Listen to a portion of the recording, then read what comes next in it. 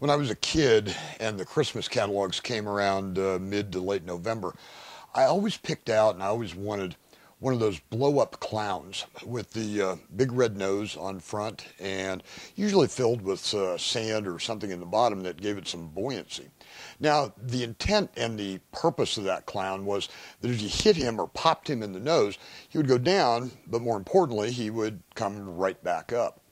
Now, for today, we're going to kind of use that clown as a metaphor for a very, very important skill related to self-management and emotional intelligence, and that skill is resilience. Resilience literally is our ability to overcome obstacles and to bounce back from situations and setbacks. Resilience in leadership is even more important because line level team members are given some recovery time when there's a setback. You know, we give them a little forbearance, a little grace period, a little time to recover. Unfortunately, in leadership, that doesn't exist. The expectation for leaders is that if there's a setback, you need to be right back in the game immediately. Something bad happens, challenging situation occurs, you got to be right back in it. Something gets you down in the dumps, you got to be right back in it with A game. Now let's talk a little bit about how to improve and maybe even manage your resilience a little bit. One of the greatest ways to do that is through the power of relationships. When you're struggling a little bit or when you're feeling a little bit of drain on your resilience, interact with those folks. You know, hopefully you have somebody in your life that is not judgmental or too anxious to share suggestions or how to fix things.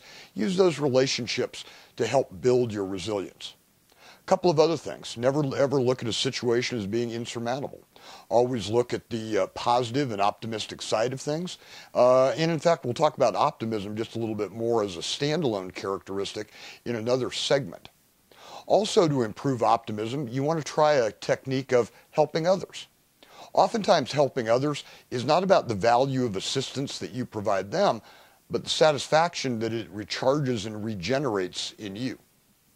One other technique to improve and help maintain your resilience is to focus energy on other projects and other tasks.